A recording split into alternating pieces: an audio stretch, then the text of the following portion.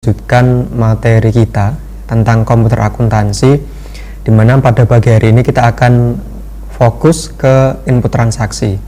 Nah, sebelum itu tidak lupa selalu saya ingatkan, patuhi protokol pemerintah, selalu melaksanakan 5M, kemudian pastikan selalu di rumah, belajar di rumah, pastikan sehat. Nah, jangan sampai sakit, nanti kalau sakit kalian ketinggalan pelajarannya. Kemudian untuk materi pada pagi hari ini disiapkan, yaitu soalnya. Ya, ini kalau soalnya sudah kalian cetak, ini nanti kita dalam mengerjakannya itu kita bisa cepat.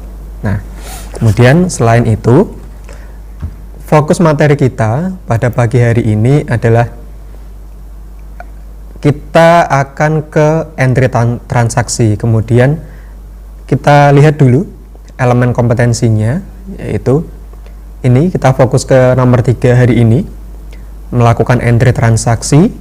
Kemudian kriteria unjuk kerja yang dinilai adalah yang pertama, transaksi yang akan di entry dianalisis. Jadi nanti ketika ada bukti transaksi, kalian harus bisa menganalisisnya.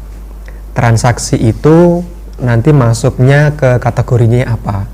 Kemudian ketika dimasukkan ke dalam aplikasi komputer akuntansi dengan menggunakan Mayop, menu apa yang cocok.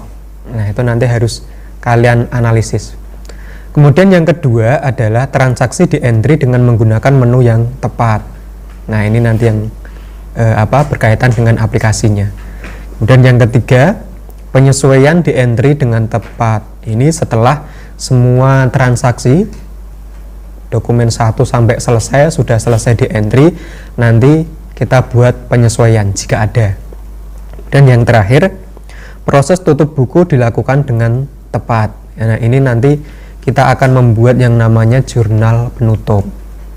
Nah, bagaimana caranya? Nah, ini akan saya buatkan tutorialnya, sehingga ketika kalian belajar di rumah, kalian bisa sambil rebahan, sambil main HP, sambil mendengarkan YouTube, sambil praktek dan sambil ngemil. Nah, jadi belajar itu tidak hanya melulu berkaitan dengan materi, tugas, tapi juga perlu didukung yang lainnya. Salah satunya konsumsi. Nah, makanya ketika di rumah kalian mengerjakan itu harus selalu sedia konsumsi cemilan di rumah, ya kan? Plus kopi biasanya, itu akan lebih sahdu, ya kan?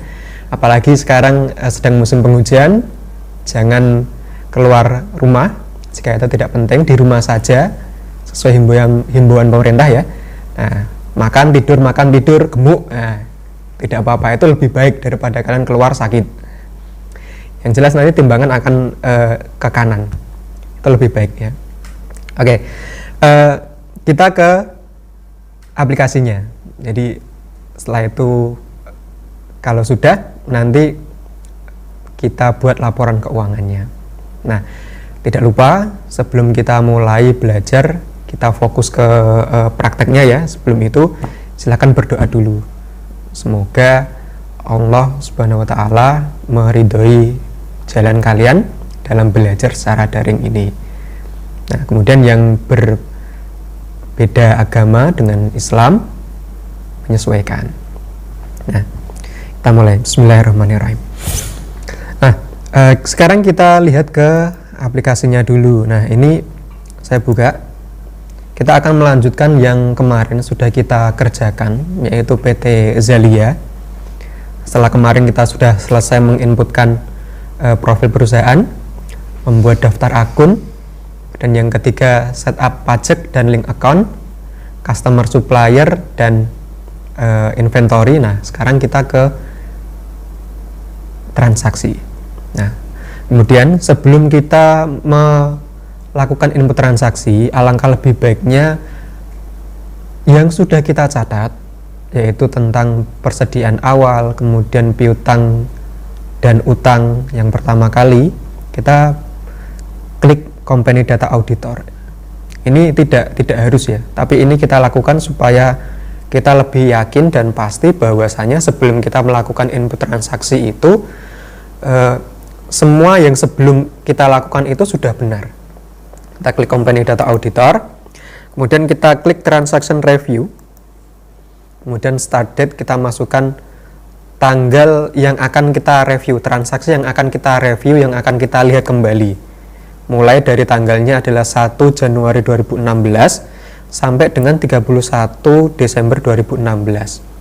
Kita mengikuti soal karena PT Zalia ini adalah laporan keuangannya adalah tahun 2016. Dan kita klik run review.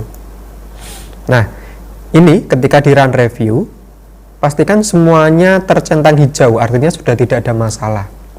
Nah, kalau ada masalah, kita tinggal lihat dulu masalahnya apa, kemudian kita benarkan. Tapi kalau sudah tidak ada masalah, ketika klik run review seperti ini sudah hijau semua, berarti tidak ada masalah, kita bisa lanjut ke prakteknya. Oke, kita close. Kemudian ini di soal sambil kita lihat, kita ke dokumen 1, kita lihat dokumen 1. Nah, ini dokumen 1, bukti kas keluar pembayaran gaji karyawan terutang bulan November 2016 dengan cek BNI nomor C2351 dibayarkan kepada bagian penggajian. Nah, kalau ada transaksi seperti ini, bukti pengeluaran kas, kita lihat kas yang dikeluarkan lebih dari 1 juta, yaitu 36.980, maka kita bisa catat pada menu bank, kemudian spend money, kemudian akun yang kita gunakan adalah pakai cash in bank karena lebih dari 1 juta. Nah, kita praktekkan saja. Nah, ini akan lebih baik jika kalian mengerjakannya ini sambil melihat ini ya, soal ya. Soal itu kalian cetak, kemudian sambil di sebelah komputer atau laptop kalian, itu akan lebih cepat dalam mengerjakannya. Jadi kalau saya ini kan sambil buka yang Word ya, sambil buka 2 aplikasi, itu tidak efektif. Maka akan lebih efektif jika kalian ini sambil cetak, sambil melihat cetakannya. Dokumen 1, dibayar gaji karyawan bulan November 2016 sebesar 36.980. Kita catat pada menu banking, kemudian spend money. Nah, kemudian pay from account akan kita bayar dengan akun cash in bank karena lebih dari 1 juta. Kemudian tax inklusifnya kita hilangkan supaya nanti kita nggak kena pajaknya double. Kemudian nomor cek kita masukkan BKK 1201, tanggalnya 1/12/16. Kalian bisa pakai titik ya, 1.12.16, kemudian tab. Nah, nanti akan berubah menjadi garis miring. Amount-nya kita bayarkan 36.980. Memonya bayaran gaji bulan November. Nah, karena ini pembayaran gaji bulan November, maka kita akuinya sebagai utang gaji. Berarti akan kita catat pada menu pada akun accrued expense. Nah, kemudian kita cek jurnalnya, Ctrl R.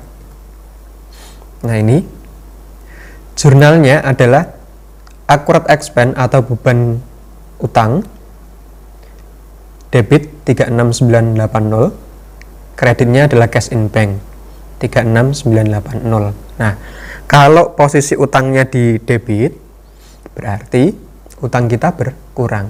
Nah, kemudian yang ini cash in banknya kredit, berarti kas kita juga berkurang karena kita mengeluarkan uang untuk membayar gaji karyawan, sehingga utang kita berkurang, kas kita juga berkurang. Kita oke, kemudian record. Nah, kemudian kita bisa klik cancel. Sudah selesai. Dokumen 1 sangat gampang ya, easy. It's very easy. Oke, kemudian kita ke dokumen 2. Dokumen 2, voucher kas kecil. Nah,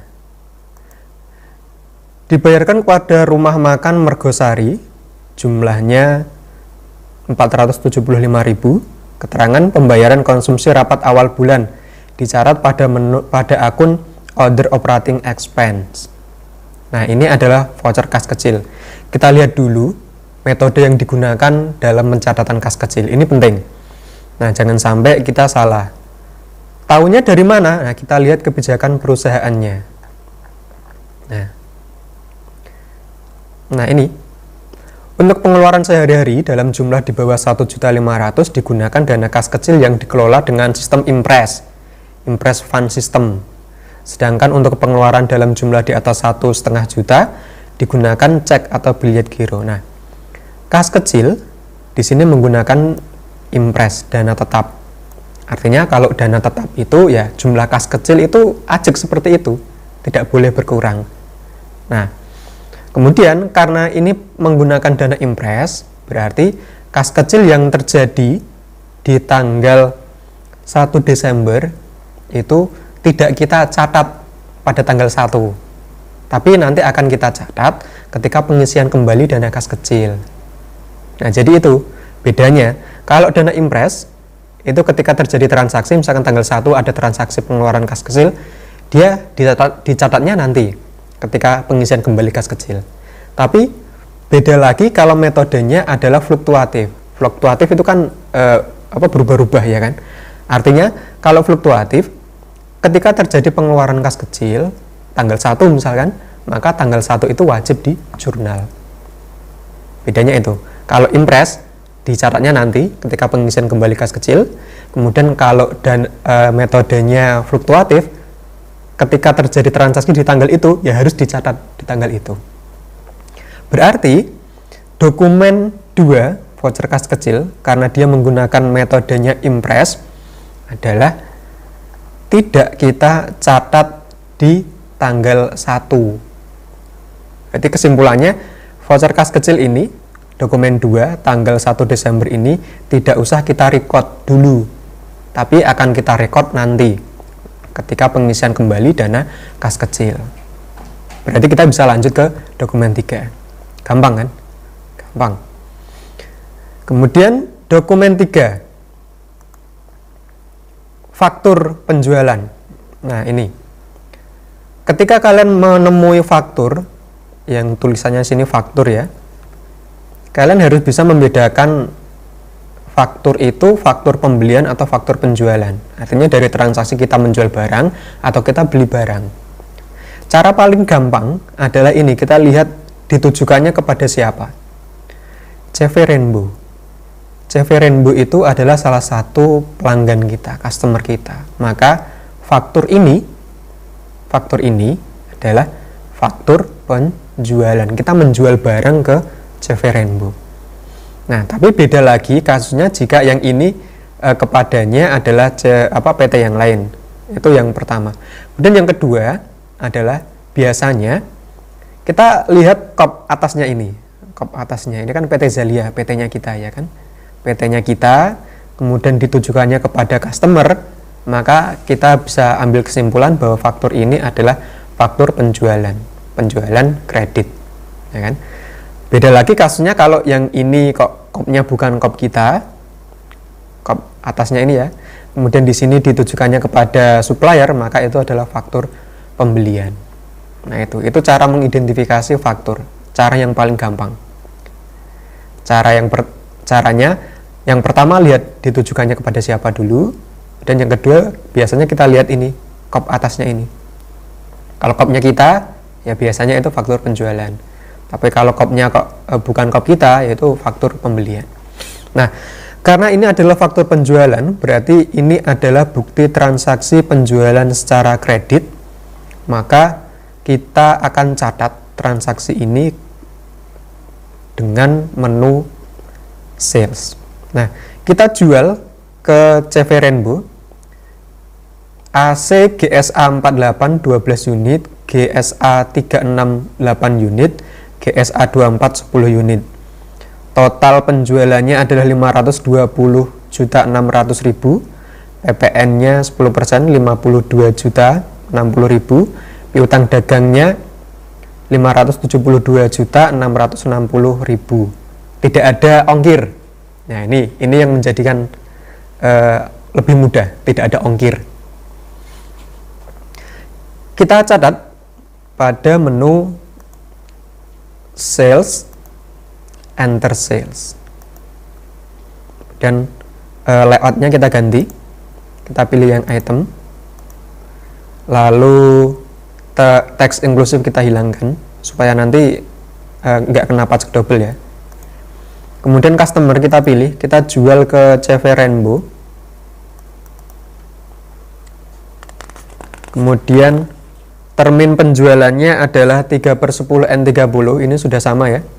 Dan kita masukkan nomor invoice FGS 0212, tanggalnya tanggal 2/12/16.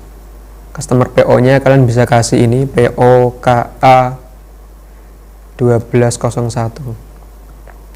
Sip, jumlah barang yang kita kirim 12 A48, 12 A48, harganya 21.200.000, totalnya 254.400. Kemudian 8 unit A36, harganya 16.400.000. Kemudian 10 unit A24, harganya 13.500.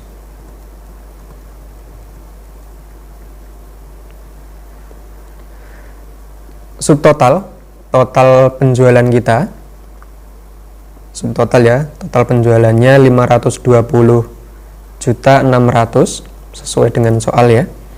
Pajaknya, teksnya 52.060.000. Total piutang dagang, total amountnya 572.660.000. Frek ini biaya angkut ya, biaya angkut karena di soal tidak ada biaya angkutnya, maka ini frek kosong. Kemudian kita cek jurnalnya, Ctrl R. Nah, seperti ini.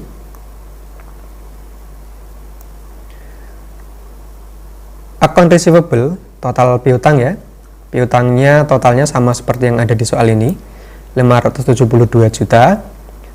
Sales penjualannya 520, VAT out pajaknya 52 juta. Sekian. HPP-nya 416.480.000. Nah, ini nilai persediaan yang keluar. Nah, kalau kita lihat di sini, HPP harga pokok penjualannya 416 juta. Kemudian nilai piutang atau nilai penjualannya 520 juta sekian. Jadi kita harga beli kulaan, kalau biasanya rego kulaan ya kan. Rego kulaan atau harga beli 416 juta, tapi kita bisa jual pada angka 520 juta. Berarti kita untung banyak, ya kan? Makanya kalau pengen cepat kaya, jadilah pedagang. Pasti cepat kaya. Kemudian kita oke. Lalu kita record. Nah, selesai. Dokumen 3 selesai. Berarti kita lanjut ke dokumen 4. Dokumen 4, nota kredit. Nah, nota kredit ini adalah bukti transaksi untuk untuk retur penjualan. Jadi kan kita tadi jual ke CV Rainbow ya kan, tapi ternyata setelah dicek oleh CV Rainbow, ternyata ada barang kita yang tidak sesuai, entah itu rusak, penyok, atau spesifikasinya tidak pas. Nah, itu dikembalikan oleh CV Rainbow. Nah, dikembalikan, maka terbitlah nota kredit ini. Dikembalikan 1 unit GSA48 dan 1 unit GSA36. Ini adalah transaksi retur penjualan. Nah, pencatatannya, cara mencatatnya kita masukkan. Kita tetap pakai menu sales, enter sales. masukkan enter sales, kemudian customernya kita pilih CV Rainbow, invoice-nya kita masukkan nomor nota kreditnya NKGS 1201, tanggalnya tanggal 3, kemudian ship kita masukkan jumlah barang yang diretur dengan menambahkan tanda minus min 1 GSA 48, harganya 21.200,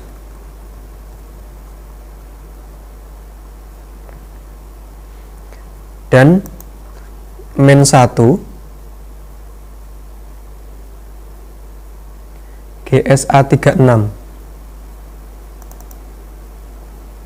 harganya 16.400.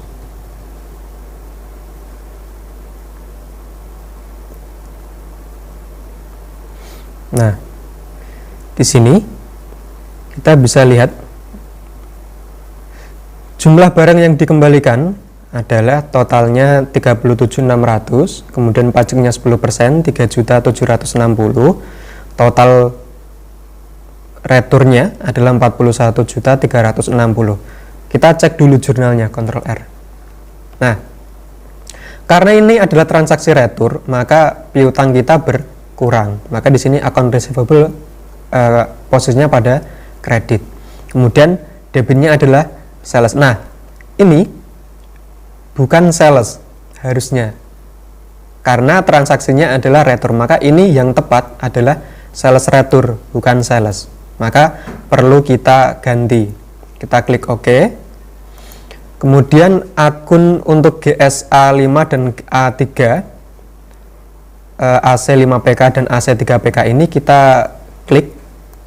Kita ganti ini menjadi sales retur dulu. Sales retur and allowance. Oke. Kemudian yang ini juga kita ganti menjadi sales retur and allowance.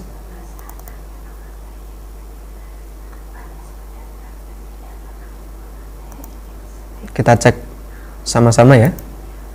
Nah, dan kita Ctrl R lagi.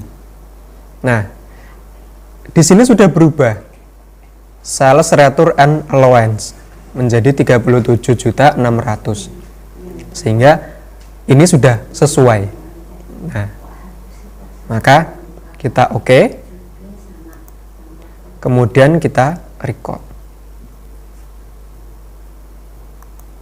Nah, setelah itu kita klik register, kemudian date from-nya kita masukkan 1 Januari 2016 sampai 31 Januari 2016. Kemudian kita klik retur and credit. Nah, di sini ada satu transaksi retur ke CV Rainbow, dari CV Rainbow ya. Dan kita klik apply to sell.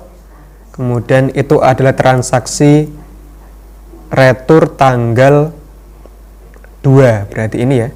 Kan ada dua transaksi, tanggal 8 bulan 11 dan tanggal 2 bulan 12. Yaitu adalah retur yang tanggal 2. Berarti ini amount applied-nya kita klik di sini yang tanggal 2 dan kita tap. Date-nya kita isikan tanggal 3, 12, 16. Nah, ini diskon bisa kita del ya. Nah, kemudian kita record. Nah, retur and credit sudah kita aplikasikan ke sel, sudah kita kurangkan ke nilai penjualan kita. Kemudian jangan lupa kita kembalikan yang kita edit sales retur tadi, kita kembalikan ke inventory item list. Kemudian AC yang A36 ini kita kembalikan menjadi sales. Kemudian yang ini juga kita kembalikan ke sales. Jangan sampai lupa ya. Ini biasanya yang sering lupa, tidak dikembalikan. Nah, kalau nggak dikembalikan nanti ya itu kalau ada penjualan ya jadinya retur penjualan terus nanti. Nanti akibatnya apa? Inventorinya nanti nggak cocok, nggak sesuai ya. Dokumen 4 selesai. Dan kita ke dokumen 5.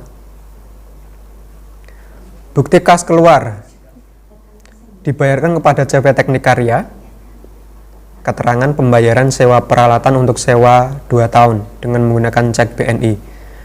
Totalnya 168 juta. Nah, ini membayar untuk 2 tahun ke depan ya.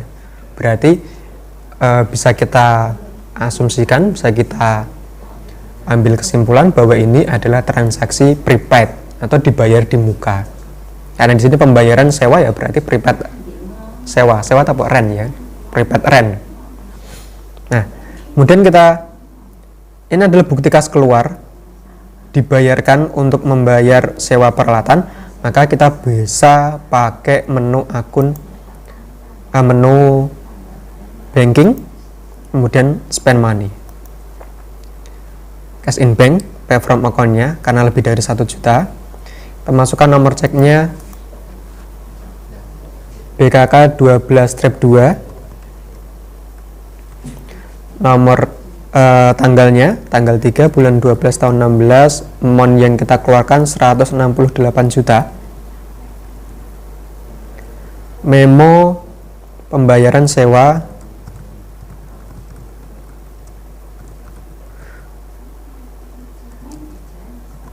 peralatan selama 2 tahun. Kemudian akun yang didebit adalah prepaid rent, sewa dibayar di muka. Jurnalnya Ctrl R. Kalau kalian cek jurnalnya, debitnya adalah prepaid rent atau sewa dibayar di muka, kreditnya adalah cash in bank atau kas di bank ya. Nah, itu sudah berarti kita membayar sewa. Karena membayar berarti uang kita berkurang, maka di sini cash in bank-nya posisinya kredit. Kalau sudah kita oke, lalu record. Dokumen 5 selesai.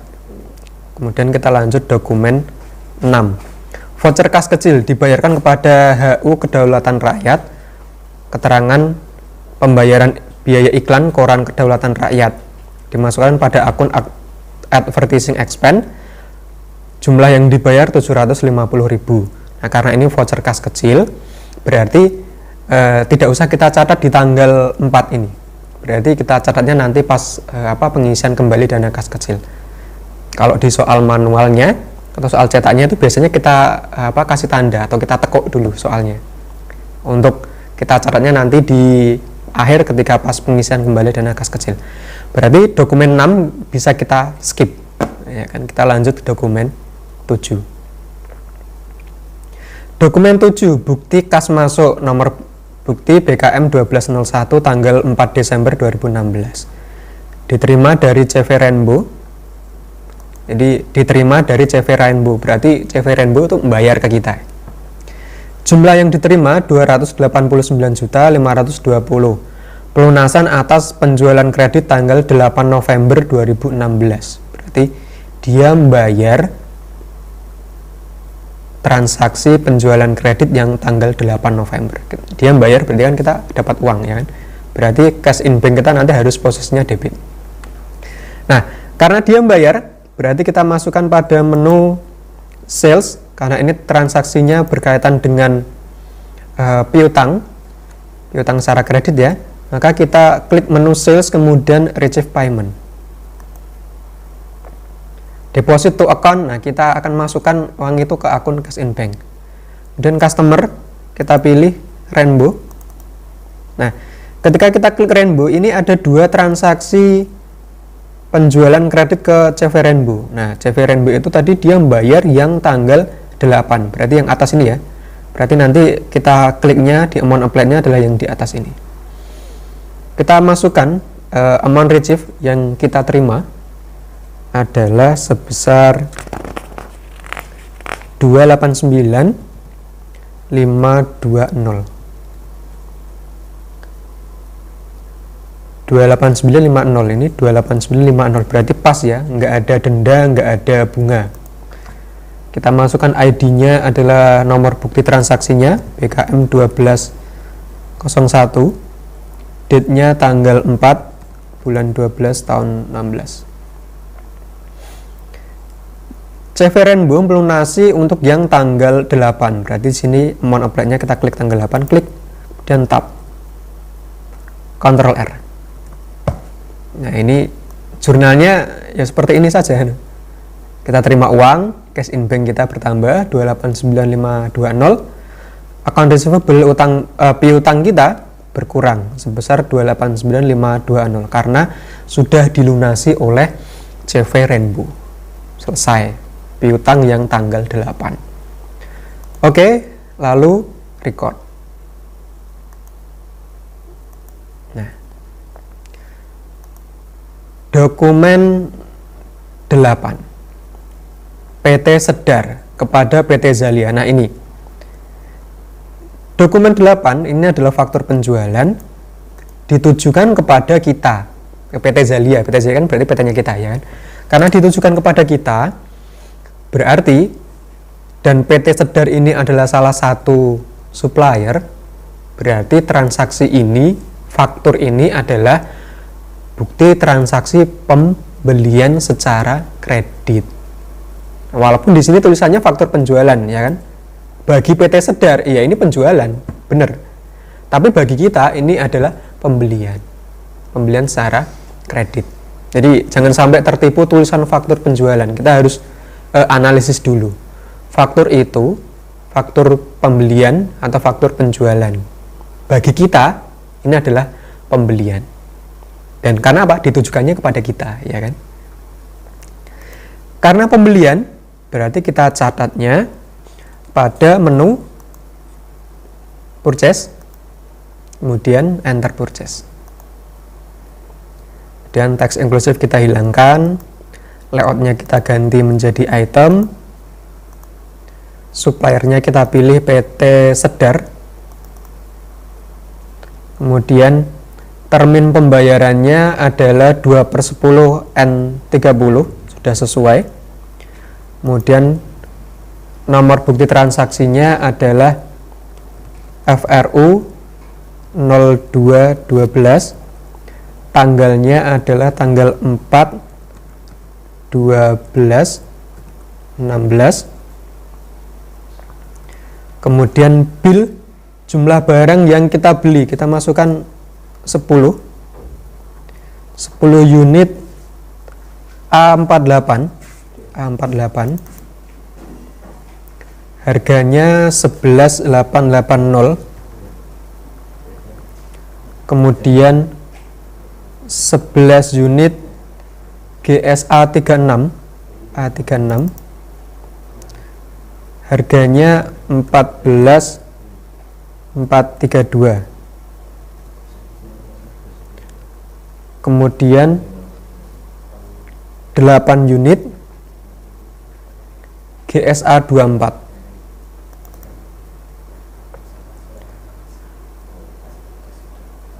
harganya 11.880.